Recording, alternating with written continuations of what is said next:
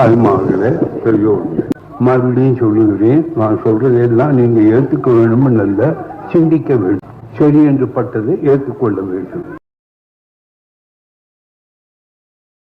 தோல் சீலை போராட்டம் அல்லது மேல் முண்டு கழகம் என்று பரவலாக அறியப்பட்ட இந்த பிரச்சனையானது அன்றைய தென் திருவிதாங்கூர் மாகாணத்தில் இன்றைய கன்னியாகுமரியில் 1812 முதல் 1859 ஆண்டு வரை நடைபெற்ற போராட்டம். அதாவது இந்த போராட்டம் தோல் சீலை போராட்டம் பார்த்தீங்கன்னா, பெண்கள் தனது மார்புகளை மறைத்து கொள்ளக்கூடாது அப்படின்னு சொல்லி ஒரு கடுமையான சட்டங்களை ஏற்றினாங்க. அது எந்த பெண்கள் பார்த்தீங்கன்னா, எல்லா பெண்களும் இல்லை, குறிப்பிட்ட ஜாதி பெண்கள் மட்டும்தான். அதில் பல ஜாதி பெண்கள் அடங்கினாங்க. ஒரு ஜாதி மட்டுமே இல்லை, தாழ்த்தப்பட்ட இன்றைய பிற்படுத்தப்பட்ட பட்டியலில் இருக்கக்கூடிய சில ஜாதி பெண்களுக்கும் அது பொருந்துவதாக இருந்தது. அன்றைய பத்மநாபபுரம் இருக்கக்கூடிய அந்த பத்மநாபேஸ்வரர் சாமியின் பெயரில் அரசு ஆட்சி பண்ணிக்கிட்டு இருந்த திருவிதாங்கூர் மன்னர்களின் பெயரில், அதாவது ஏன் சாமி பேரில் ஆட்சி பண்ணான்னு கேட்டிங்கன்னா, இங்கே சாமி தான் அரசன். இங்கே ஆட்சி பண்ணக்கூடிய மன்னன் அந்த பத்மநாப சாமியோட பிரதிநிதியை ஆட்சி பண்ணுறாரு அப்படின்னு சொல்லி, அதாவது மன்னரை எடுத்து கேள்வி கேட்க முடியாது. ஏன்னு கேட்டிங்கன்னா, அங்கே ஆட்சி பண்ணுறது மன்னன், ஆனால் அங்கே அவர்களுக்கு ஆலோசனை சொல்கிறது பார்ப்பனர்கள். இது எந்த ஒரு கேள்வியும் கேட்ட முடியாது. இந்த மன்னர்களின் பேரெல்லாம் பார்த்தீங்கன்னா நட்சத்திர பெயர்களாக தான் இருக்கும், தனியாக பேரெல்லாம் இருக்காது. அவங்க எந்த நட்சத்திரத்தில் பிறந்தாங்களோ அந்த நட்சத்திரத்தையே பெயராக வச்சுருவாங்க. இந்த தென் திருவிதாங்கூர் பகுதிகளில் தான் அளவுக்கு அதிகமான ஜாதிய ஒடுக்குமுறைகள், கொடுமைகள்லாம் இருந்துச்சு. பெண்களுக்கு மட்டும்தான் கொடுமைகள் இருந்துச்சு அப்படின்னு பார்த்தா ஆண்களுக்கும் இருந்துச்சு. ஆண்களும் இடுப்புக்கு கீழே முழங்காலுக்கு மேலே தான் ட்ரெஸ் அணிக்க முடியும், அதாவது துண்டு மட்டும்தான் கட்டிக்க முடியும்னு வச்சிங்களேன். மேலே உடம்புலலாம் துண்டு போட முடியாது, கடுமையாக கொடை பிடிக்க முடியாது, மீசை வச்சுக்க முடியாது, ஒரு ஓட்டல் வீடு கிடைக்க முடியாது, செருப்பணிஞ்சு தெருக்குள்ளே போக முடியாது. பலவிதமான ஜாதிய ஒடுக்குமுறைகள், அடக்குமுறைகள் இருந்த காலகட்டத்தில் கடுமையான போராட்டங்கள் இருந்தது. அப்போ ஆங்கில அரசின் பிரதிநிதியாக அங்கே சில இருந்தாங்க. அவங்கள்ட்டலாம் போய் கேட்கும்போது அவங்க பஞ்சாயத்து கூட்டு கேட்குறாங்க. உடனே இங்கே என்ன பண்ணுறான்னு கேட்டிங்கன்னா, திருவிதாங்கூர் சமஸ்தானம் அந்த மன்னர்கள் அந்த மன்னரின் பேரில் ஆட்சி பண்ணவங்க என்ன சொல்கிறான்னு கேட்டிங்கன்னா, இது எங்கள் மத வழக்கம், எனக்கு தலையிடக்கூடாது அப்படின்ட்டாங்க.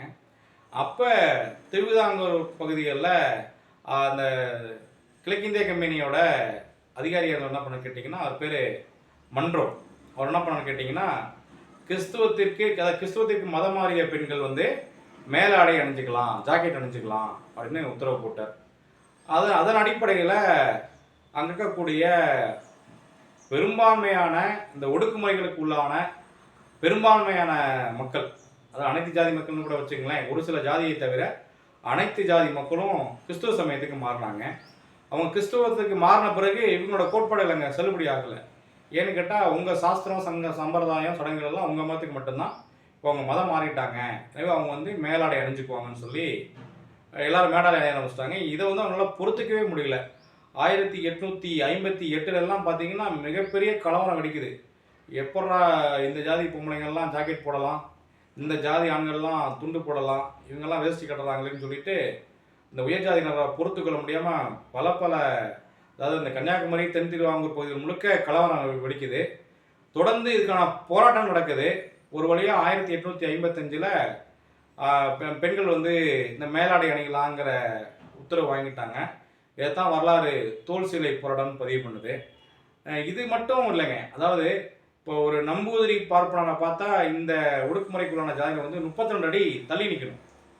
32 அடி தள்ளினா தான் அவர் தீட்டு இல்லை, இல்லாட்டி பார்த்தீங்கன்னா அவர் தீட்டாயிருவார். அது பக்கத்தில் வந்துட்டால் கடுமையான தண்டனைக்கு உள்ளாயிருவாங்க.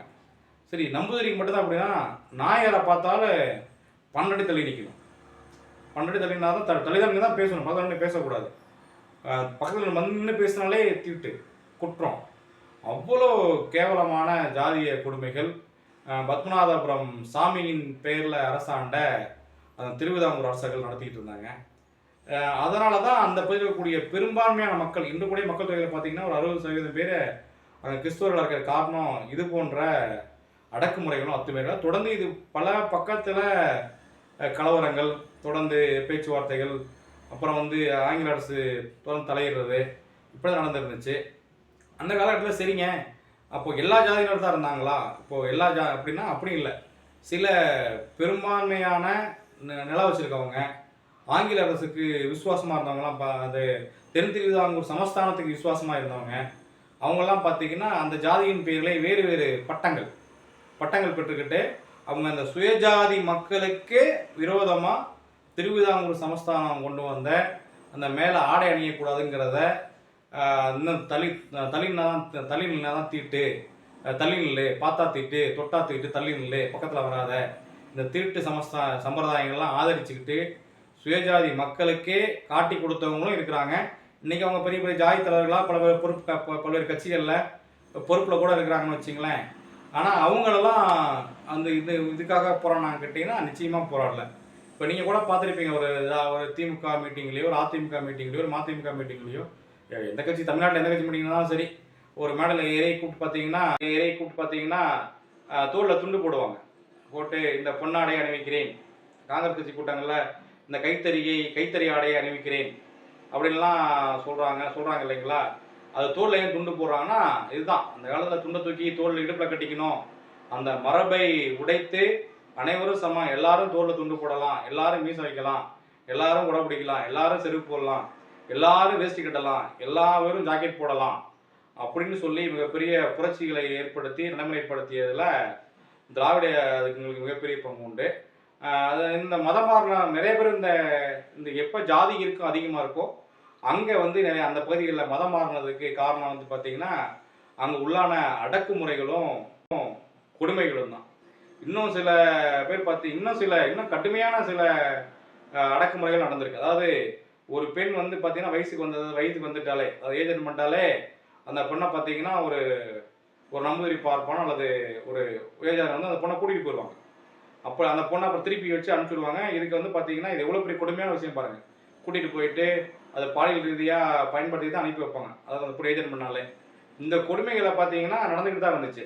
அப்போ பார்த்திங்கன்னா பல பேர் இந்து மதத்தில் இருந்தால் தானே நீ வந்து என் பொண்ணை கூட்டிகிட்டு போன்னு சொல்லிட்டு அவங்க வீட்டு செவுத்தில் வந்து மேரி வாழ்க, இயேசுவின் ஜெயமே ரத்தம், இயேசுவின் அது மாதிரி சில வாசகங்கள், பைபிள் வாசகங்கள்லாம் எழுதி போட்டு கிறிஸ்துவமாக மாறிட்டாங்க. ஒருவேளை கிறிஸ்துவத்துக்கு மாறினவங்களை கூட்டிகிட்டு போனால் ஆங்கில கிழக்கிந்திய கம்பெனியும் ஆங்கில அரசாங்கமும் விட்டுருமா, வெளுத்து விட்டுரும், கடுமையான தண்டனைகள் கொடுத்துரும். அதற்காகவே கிறிஸ்துவத்துக்கு மாறிய பெண்கள் மீது இந்த ஆண்ட ஜாதியினர் சொல்லக்கூடிய இந்த உயர் ஜாதியினர் பார்த்தீங்கன்னா அவங்களோட சிலுமிசம் எதுவும் அவங்க வேலைக்கு ஆகலை. இவங்களோட பாலியல் தொந்தரவுகளுக்கு பயந்துக்கிட்டே பல பேர் மதம் மாறினாங்க. பல பேர் இந்த சுயமரியாதைக்காக மதம் மாறினாங்க. ஆனால் இப்போ வந்து பார்த்தீங்கன்னா அதெல்லாம் தப்பாக வேற மாதிரி அவங்க சோத்துக்கு மாறினாங்க, அதுக்கு மாறினாங்க, இதுக்கு மாறினாங்க அப்படிலாம் சொல்லிட்டு இருக்காங்க. ஆனால் உண்மையிலுமே வந்து பார்த்தீங்கன்னா பெரும்பான்மை மக்கள் வந்து தனது சுயமரியாதைக்காகவும் தனது மானத்தை காப்பாற்றிக் கொள்ளவும் உனக்கு ஏன்னா நான் அடிமையாக இருக்கணும் அப்படின்னு சொல்லிட்டோம். உன்னோட சமுதாயம் வெங்காயம் கோட்பாடெல்லாம் எனக்கு வேண்டாம், நான் கௌரவமாக வாழணும்னு சொல்லி முடிவு பண்ணிட்டு மதம் மாறவங்க தான் அதிகமாக இருக்காங்க. இது சார்ந்த வரலாறுகள் நிறைய இருக்குது. நீங்கள் தோல்சிலை போராட்டம்னு பார்த்தாலே நிறைய முழு வரலாறும் தெரியும். நீங்கள் என்ன சொல்ல போனால் அந்த நாடார் வரலாறு காவியா கருப்பா மதுரை வழக்கறிஞர் லஜபதி ராய் என்ற புத்தகத்தில் இன்னும் அதை சிறப்பாகவே படிக்கலாம். நன்றி, வணக்கம். சாஸ்திரத்தை விட உன் முன்னோரை விட வெங்காயம் விளக்கமாத்தை விட உன் அறிவு பெருசு, அதை சிந்தி.